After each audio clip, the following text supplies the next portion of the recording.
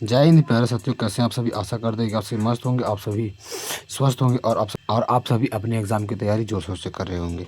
तो मैं आपके एग्ज़ाम को और आसान बनाने के लिए लेकर चला आया हूं एक और नया वीडियो। आज की वीडियो में हम पढ़ेंगे सूरदास के सूरदास के पद जो चैप्टर 2 है, दिगंत भाग 2 के पद खंड के। ठीक है, अब हमने चैप्टर एक को बहुत ढंग से ख़त्म किया है। ऑब्जेक्टिव बता दिया है, उसका चैप्टर को बढ़िया से प्रसारित किया है। और जो नहीं देखे हैं वो चैनल पर वीडियो अपलोडेड है, जाके आप देख सकते हैं। तो देखिए, आज के इस चैप्टर में हम पढ़ेंगे सूरदास के पद। देखिए, सबसे पहले तो इसके बारे में जानना है हमको, कवि परिचय। सबसे पहले जानना है कवि परिचय। कवि परिचय के बारे में जानेंगे तो देखिए, सूरदास का जो जन्म हुआ था 1478 ईस्वी में। सूरदास जी, महाकवि सूरदास जी का जो जन्म हुआ था 1478 ईस्वी में हुआ था और 1583 ईस्वी में इनकी मृत्यु हो गई। और 1583 ईस्वी में इनकी मृत्यु हो गई थी। आइए बारी बारी से हम सबको देख लेते हैं, इनके कवि पर के जीवन के बारे में जानते हैं। कह रहा है, महाप्रभु वल्लभाचार्य तथा महाप्रभु वल्लभाचार्य के शिष्य गोस्वामी विट्ठल दास द्वारा प्रतिष्ठित अर्थछाप के प्रथम कवि महाकवि सूरदास हिंदी साहित्य काश के सर्वाधिक प्रकाशमान नक्षत्र हैं। वस्तुतः कृष्ण भक्ति धारा रसधारा को समाज में बहाने का श्रेय सूरदास जी को ही जाता है। इसका मतलब होता है ना, इसमें कह रहे हैं सूरदास जी के बारे में कह रहे हैं, सूरदास जी के बारे में इसमें कह रहे हैं कि वो किनके वल्लभाचार्य उनके गुरु थे और विट्ठल दास द्वारा प्रतिष्ठित इनके दीक्षा गुरु थे। और इनके द्वारा जो अष्टछाप के रचनाकार कौन थे? अष्टछाप के रचनाकार सूरदास जी थे, जिन्होंने कृष्ण भक्ति धारा को समाज में फैलाया है। आगे कहते हैं, आगे कह रहा है कि महाकवि सूरदास का जन्म स्थान यहाँ से यहाँ के बीच में कह रहे हैं कि महाकवि सूरदास का जन्म स्थान एवं काल के बारे में अनेक मत हैं। अधिकांश साहित्यकारों का मत है कि महाकवि सूरदास का जन्म 1478 में आगरा और मथुरा के बीच स्थित रूमकता नामक गांव में हुआ था। कुछ अन्य लोग बल्लभगढ़ के निकट सिंही नामक ग्राम में उनका जन्म स्थान बताते हैं। ठीक है, सिंही नामक ग्राम में उनका जो जन्म स्थान है, कहाँ है? सिंही नामक ग्राम में। ठीक है, आगे बढ़ते हैं। सिंही नामक ग्राम में उनका, मतलब उनको किसी को कंफर्म पता नहीं है, सभी ने उनका उम्र को देखकर ऐसे जन्म का अंदाज़ा लगाया था कि वो कितने उम्र के होंगे। इस प्रकार से अगला कहते हैं कि जब वे गौ घाट में रहते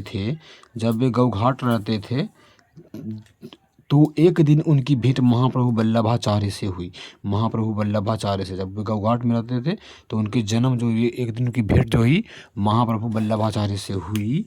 सूर्य ने अपना एक भजन बड़ी तन्मयता से महाप्रभु को गाकर सुनाया, जिसे सुनकर वे बहुत प्रभावित हुए। उन्होंने सूरदास को अपना शिष्य बना लिया।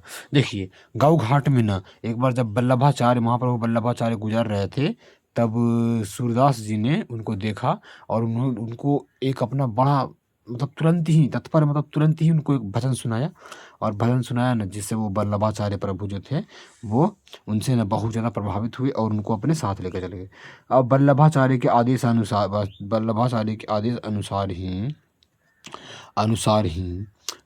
आदेश से ही सूरदास ने कृष्ण लीला का गान गाया। उनके अनुरोध पर ही सूरदास श्रीनाथ के मंदिर में आकर भजन कीर्तन करने लगे। वे निकट के गांव में पारसोली में रहते थे और मंदिर में वो जाके अपना भजन कीर्तन करे थे। वहीं से नित्य प्रति श्रीनाथ जी के मंदिर में आकर भजन गाते और चले जाते। मतलब वो किसमें? परसोली गांव में ही रहते थे और वो रोज को वहाँ जाते थे और भजन गा के वो वापस अपने घर लौट जाते थे। ठीक है, इतना में किसी को दिक्कत नहीं है। अगर आप सभी को समझ में आ रहा होगा, अगर आप सभी को ढंग से समझ में आ रहा होगा तो चैनल को एक बार सब्सक्राइब कर दीजिएगा। ठीक है, दोस्तों के साथ शेयर कर दीजिएगा वीडियो को, दोस्तों के साथ शेयर कर दीजिएगा और वीडियो को लाइक कर दीजिएगा।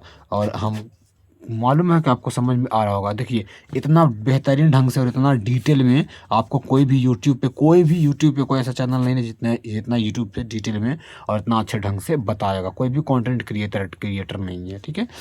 लेकिन हम इसको बता रहे हैं, तो आप लोगों का भी फर्ज बनता है कि आप लोग भी हमारा साथ दीजिए, ठीक है। चलिए आगे कहते हैं कि श्रीनाथ जी के मंदिर में रोज आकर भजन गा कर चले जाते हैं। अगला कहता है कि उन्होंने मृत्यु काल तक इस समय का पालन किया, इस नियम का पालन किया। 1583 ईस्वी में पारसोली में ही इनका देहांत हो गया। 1583 में जन्म हुआ था। कब जन्म हुआ था? 1400, देख लीजिए जन्म कब हुआ था, हम ध्यान ढंग से आपको बता देते हैं। जन्म हुआ था 1478 में इनका जन्म हुआ था, ठीक है। 1478 में इनका जन्म हुआ था। 1478 में इनका जन्म हुआ और 1478 में जन्म हुआ, ठीक है। और 1548 में इनकी क्या हो गई? मृत्यु हो गई। माता जी का नाम, पिताजी का नाम उसे मेंशन ज़्यादा नहीं किया गया इसमें, ठीक है। चलिए आगे बढ़ते हैं। कवि परिचय के बारे में बता दिए। अब इनके द्वारा लिखित कुछ लेखनी है जो आपके बोर्ड में पूछे जाते हैं, ठीक है। सूरदास द्वारा रचित रचनाएं 3 काव्य मिलते हैं। सूरदास में 3 ग्रंथ मिलते हैं, ठीक है। सबसे पहला है सूरदास, दूसरा है सूर्य सरावली और तीसरा है साहित्य लहरी। इसको याद कर लीजिएगा। पहला है हमारा सूरदास या सूरदास, ठीक है, सूरदास। दूसरा है हमारा सूरसागर, सूरसागर और ये साहित्य लहरी, ठीक है, साहित्य लहरी। ये 3 इनकी रचनाएं हैं जो कि तीनों बहुत इंपॉर्टेंट है, बोर्ड में कई बारी पूछ लिया जाता है, ठीक। आगे अगर हम बात करें तो इनके काव्य की विशेषताएं होती है। इनके काव्य की जो विशेषताएं होती है, मतलब ये काव्य में ना, इनके काव्य में आपको सूरदास बात्सल्य रस और प्रेम सौंदर्य में अमर कवि हैं। उनके काव्य का विषय है विनय और आत्मनिवेदन, बाल वर्णन, गोपी लीला, मुरली माधुरी और गोपी विरह। मतलब इन्होंने पूरे के पूरे अपना जीवन जो है ना वो कृष्ण भक्ति में लगाया है। पूरा का पूरा जीवन जो इनका लगा है बाबू, पूरा का पूरा जीवन इनका किस में लगा है? कृष्ण भक्ति में लगा है, ठीक है। इनका पूरा जीवन कृष्ण भक्ति में लगा है। कृष्ण जी की ये भक्ति में अपना पूरा का पूरा जीवन लगा देते हैं। इसीलिए देखो जब भी तुमको देखने के लिए मिलेगा यहाँ पे, तो सारा का सारा यहाँ पे क्या है, इनका पूरा जीवन जो है इसमें बीता है।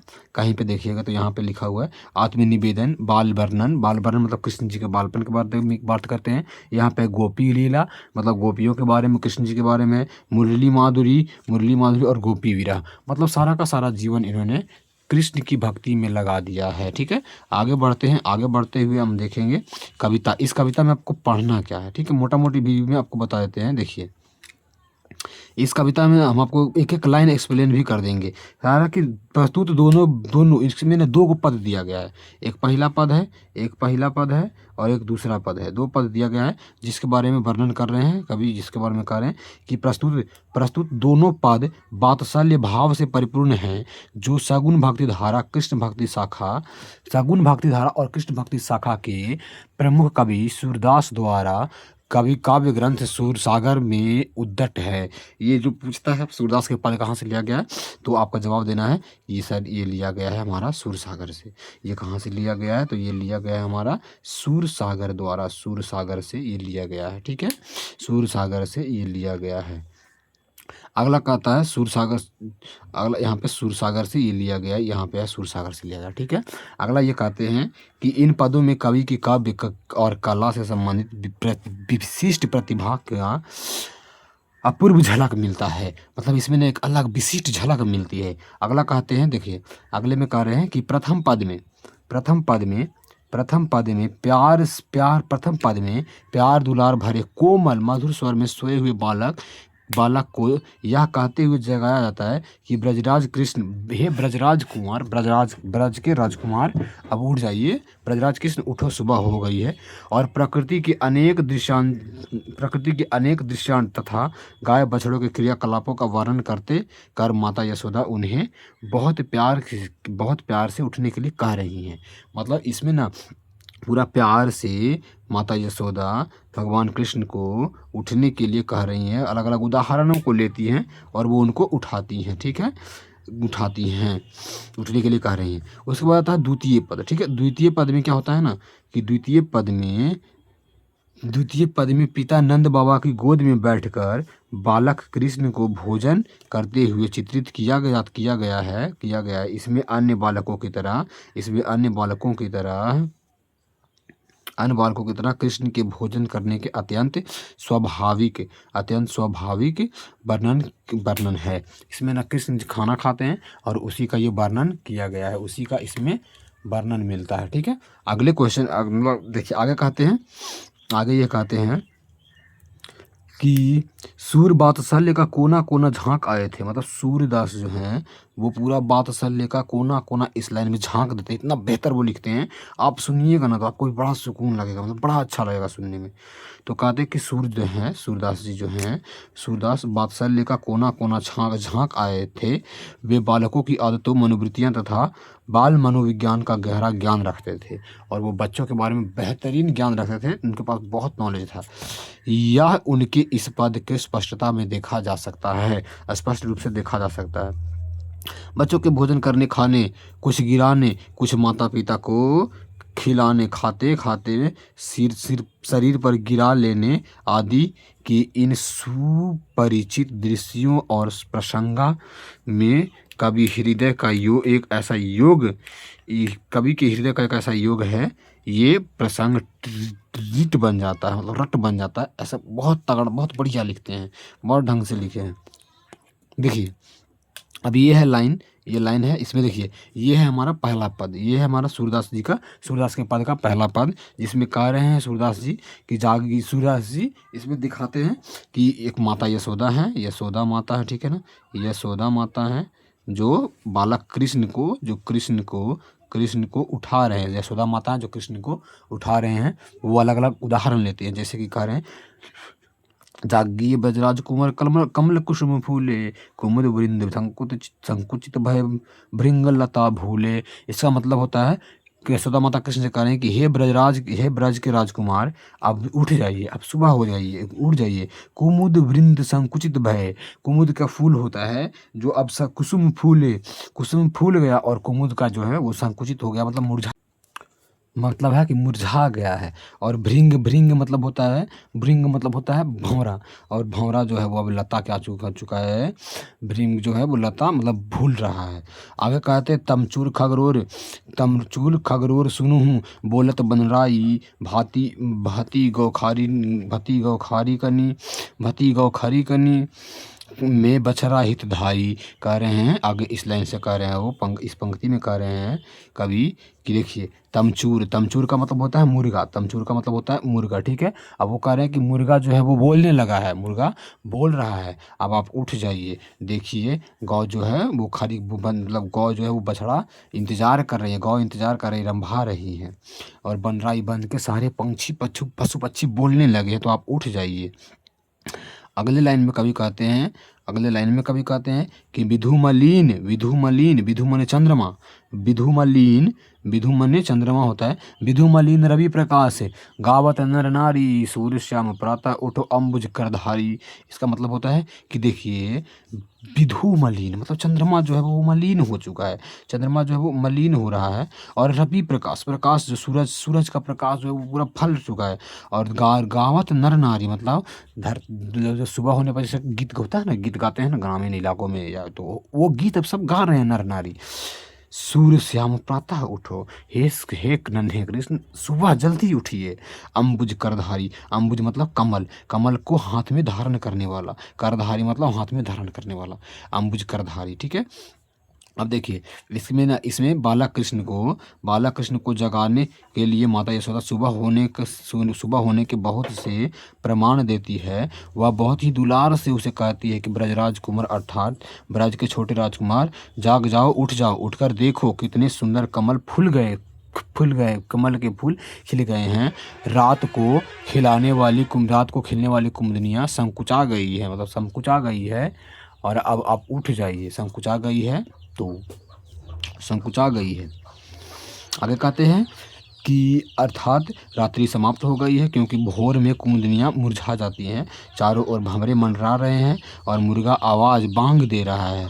मुर्गा आवाज़ दे रहा है, आवाज़ दे रहा है। हर तरफ पंछियों की आवाज़ जो है वो चहचहाहट जो है वो फैल रही है। पेड़ पौधों पर पंछियों का मधुर संगीत सुना जा रहा है। गायें भी बाड़ों में जाने के लिए रंभा रही हैं। इसका ये मतलब होगा कि वो रंभा रही हैं, वो अपने बछड़ों सहित जाना चाहती हैं। तो चंद्रमा जो है वो चंद्रमा प्रकाश की कांति क्षीण हो गई है, अर्थात रात्रि समाप्त हो गई है। मतलब चंद्रमा धीरे धीरे मलिन पड़ रहा है और रात मतलब खत्म हो चुका है। वही सूर्य के प्रकाश चारों ओर फैल गया है, वहीं पर सूर्य का प्रकाश चारों ओर फैल गया है।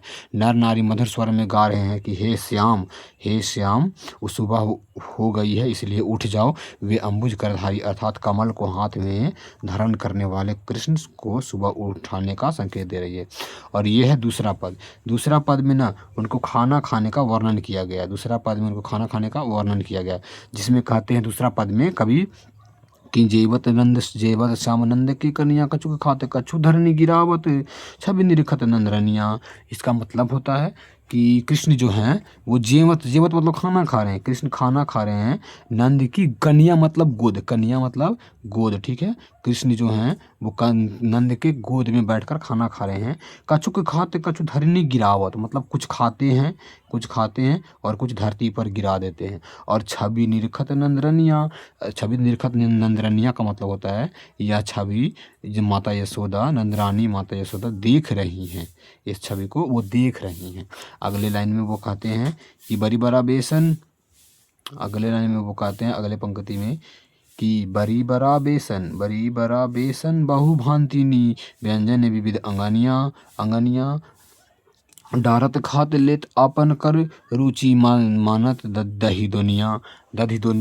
मतलब होता है कि बरी बरा बेसन बहु बंतिनी, मतलब बहुत प्रकार के व्यंजन रखे हुए हैं, उनके सामने रखे हुए हैं। डारत कुछ वो रुचि लेते हैं। दही के कटोरी में वो अपना रुचि दिखाते हैं, मतलब उनको दही पसंद आता है। आगे कवि कहते हैं कि मिश्री दधी मक्खन नमरी मिश्रित करी, मुख नावत छवि धनिया, आपुन खात नंद मुख नावत, सो छवि कहत न बनिया। इसका मतलब होता है कि मिश्री को, दही को और मक्खन को मिश्रित करते हैं, मतलब एक में मिला लेते हैं और मिलाने के बाद मुख में नाते हैं, वो खाना खा रहे हैं। और यह छवि जो है ना, इस छवि को देखने वाला व्यक्ति अपने आप को धन्य मानता है। अगला कहते हैं कि आपुन खात नंद मुख नावत मतलब कुछ खाते हैं और कुछ नंद के मुंह में भी डालते हैं। सो छवि कहत न बनिया। और ये छवि जो है वो सूरदास से कहते नहीं बन रहा है, ये इतना बढ़िया छवि है। आगे कहते हैं कि जो रस नंद जसोदा बिलसत, सो नहीं तीनों भुवनिया, भोजन कर नंद अचमन लीन्हा, मांगत सूर जुठनिया। इसका मतलब है कि जो रस, जो सुकून, जो यश यशोदा और नंद अपने आप में प्राप्त कर रहे हैं, वो इस तीनों भुवनिया मतलब तीनों लोकों में कहीं पे भी नहीं है। और भोजन करी नंद अचमन लीन्हा, नंद भोजन करके, अचमन लीन्हा का मतलब होता है कि अब वो अचमन ले रहे हैं, मतलब हाथ तो धो रहे हैं। और मांगत सूर जुठनिया मतलब इस चीज़ को सूरदास जी जूठे के रूप में प्राप्त करना चाहते हैं। इसके बारे में देखिए, अब यहाँ पे हम समझ लेंगे। तो बालक कृष्ण नंद बाबा के गोद में बैठकर खाना खा रहे हैं, कुछ भूमि पर गिरा देते हैं। इस प्रकार उनके भोजन करने का ढंग से प्राप्त होने वाला शोभा माँ यशोदा और नंद अत्यंत प्रभु भाव से देख रहे हैं, ठीक है। बेसन के बड़ा बेसन मतलब विभिन्न प्रकार के भोजन व्यंजन रखे हुए हैं, लेकिन वो अपना विशेष रुचि देते हैं दही के दुनिया में, मतलब दही के बर्तन में वो देते हैं। कुछ खाते हैं और कुछ धरती पर गिरा देते हैं। और भोजन करी नंद अचमन लीन्हा और मांगत सूरज उठानिया। और ये है पहला क्वेश्चन तो हम उम्मीद करेंगे कि आपको समझ में आया होगा। तो ये क्वेश्चन है कि सूरदास का जन्म कब हुआ था। ऑप्शन हमारे इस तरह से है 1478 में, 1470 में, 1475 में, 1482 में। आपको आंसर एक बार जरूर बता दीजिएगा कमेंट बॉक्स में। मिलते हैं आपसे अगली वीडियो में, तब तक के लिए जय हिंद, जय भारत।